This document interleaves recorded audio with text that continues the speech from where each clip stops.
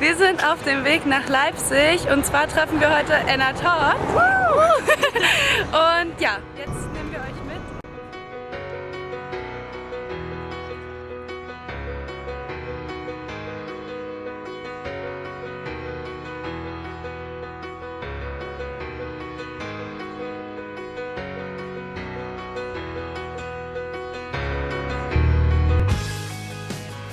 Wir sind in Leipzig angekommen und waren jetzt schon bei Lehmanns und bei Subway und jetzt gehen wir zu McDonald's.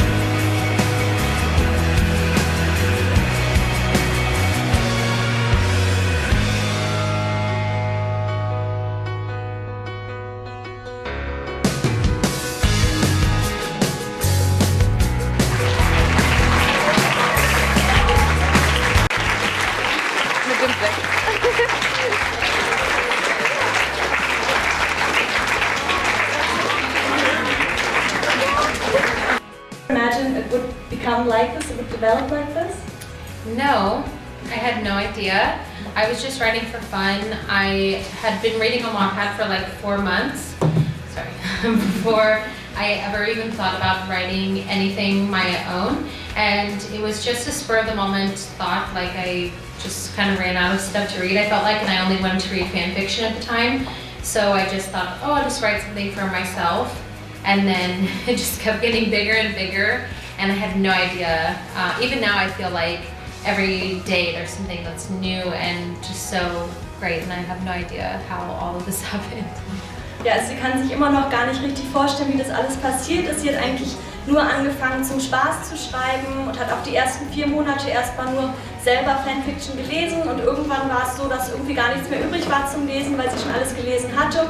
Und hatte sie gedacht, ja dann fange ich einfach mal auch an zu schreiben. Das war eigentlich eine ganz spontane Entscheidung und auch bis heute kann sie immer noch gar nicht glauben, dass sich das so schnell alles entwickelt hat und sie hat immer noch unglaublich großen Spaß daran.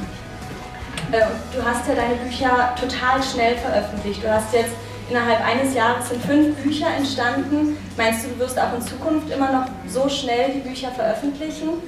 You published all your books in a really quick speed. You published all of them in 1 year now. Do you think you will continue to publish so fast and so many books in so little time? Yes, I think so at least.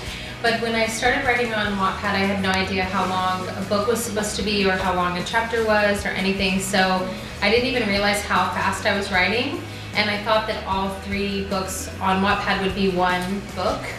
Just not even close to true. It's like 10 typical size books. So I think since I started that way, it's just the way that I write. I write a lot of words. Ja, also es wird auch in Zukunft immer.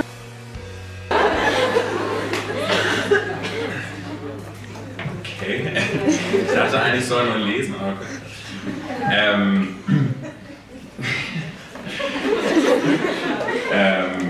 ja, also als ich das zum ersten Mal gelesen habe, ja, ich weiß nicht, da auf jeden Fall dieses, also dass ich auch, sag mal so an, das hört sich jetzt so an, also dass ich auch Bindungsängste habe und also große Vertrauensprobleme, einfach so, also dass ich Menschen nicht sehr schnell vertraue. Aber, dass ich auf jeden Fall das haben wir auf jeden Fall gleich, dass das, was mir sehr am Herzen liegt und was ich liebe, mit allem, was ich kann, schützen will und tue, denke ich. Ja. Da würde ich sagen, hast du dich doppelt qualifiziert heute als Leser. Und die erste Stelle, die Bastian jetzt vorlesen wird, das ist eine Szene, in der sich Marlen und Tessa in ihrem Wohnheimzimmer treffen. So.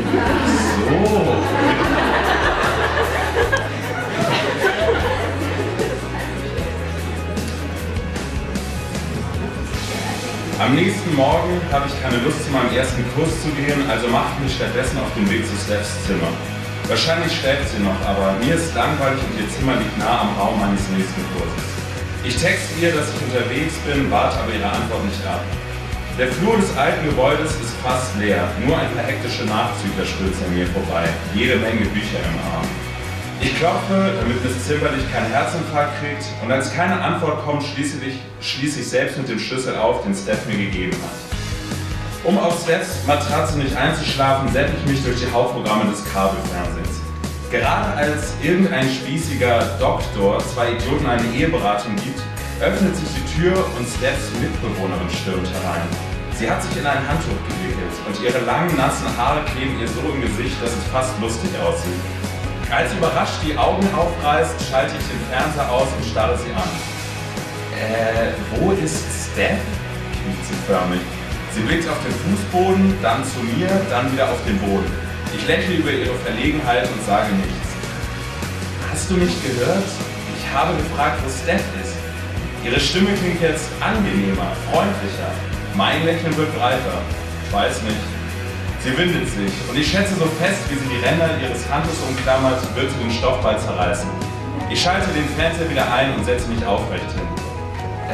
Okay, könntest du vielleicht rausgehen oder so, damit ich mich anziehen kann? Nö, ich gehe nicht raus. Nicht, wo ich gerade die einzig bequeme Position auf diesem Bett gefunden habe. Ich drehe mich um und bedecke mein Gesicht mit den Händen, um sie bei Laune zu halten. Jetzt bilde dir bloß nicht ein, dass ich dir dabei zuschauen will. Sie nimmt sich ziemlich wichtig, wenn sie wirklich glaubt, dass ich sie anstarren werde. Naja, gut, okay, wahrscheinlich würde ich das. Zumal sich das Handtuch verdammt aufreißend an ihren Körper schmiegt. Ich höre sie herumhantieren, das Geräusch eines BH-Verschlusses und ihr schwerer Atem. Sie ist immer noch nervös und ich würde zu gern ihr Gesicht sehen, während sie versucht, so schnell wie möglich sich anzuziehen.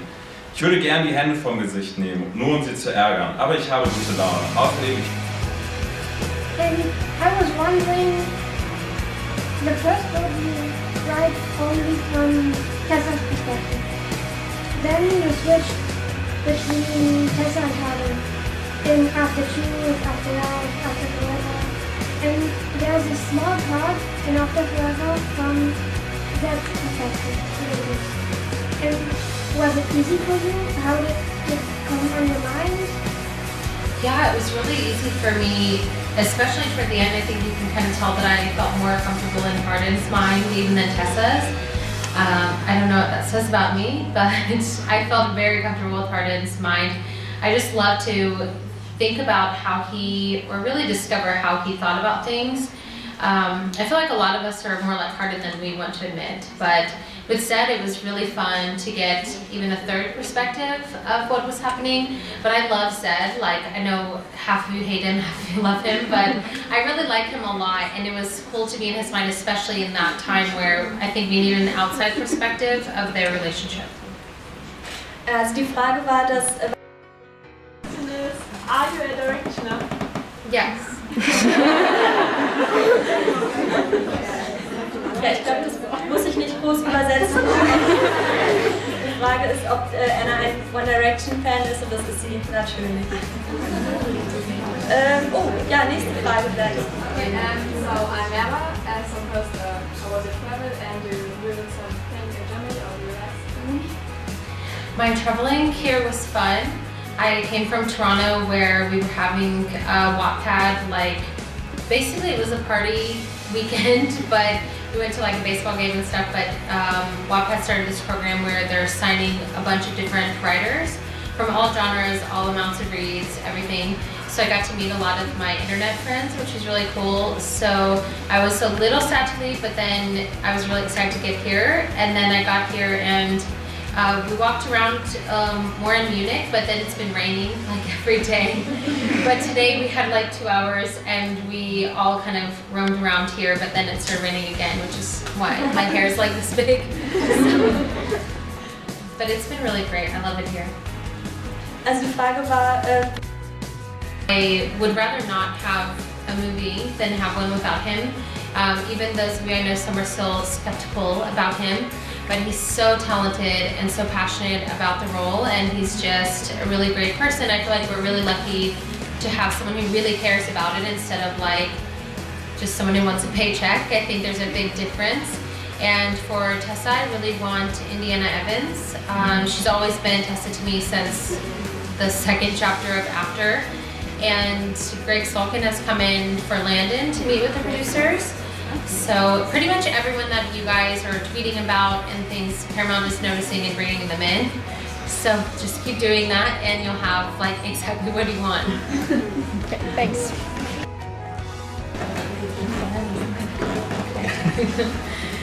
In due course, Tessa finds her way into the living room.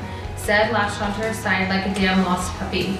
She doesn't even notice that I'm in the same room as she sits down on the floor with my crew, only a few feet away. I feel a squeeze on my bicep and turn just as the blonde from a moment ago wraps her arms around my stomach, holding me tight. Hard in, she says with such a drunk tilt that suddenly I can't tell if she's trying to molest me or if she just wants to keep the room from spinning. It's good to see you again. Be even better to feel you. I hate that part. I like every time another girl's around her, I'm like, I push her back a little, trying to disengage, but alcohol has made her a persistent octopus and she grabs me again. Finally, I shift over near one of the frat brothers, whose names I can never remember, and wrap one of her arms around his shoulder. Sure enough, the rest of her follow suit, and she slurs, "Steve, long time no see," as I sneak off, my annoyance with the night rising with each step of my boots across the stained carpet. Do the buses run all night? I hear Tessa ask, clearly gone past buzz and straight into drunk now. Her voice is thicker, and I watch her lips, the bottom one popping out more than the top. She's speaking slowly, teetering on the line of slurring her words. I force myself to stop listening to her and walk back into the kitchen. She's not my problem, and I have no reason to care if she's drunk or not. Less than 10 seconds later, I turn the corner and go back into the living room, my feet stopping in front of where Tessa sits on the floor. When she sees me, the snotty girl rolls her eyes. She seems to do this a hell of a lot. Not to Zed though, never to Zed. Thank you so much.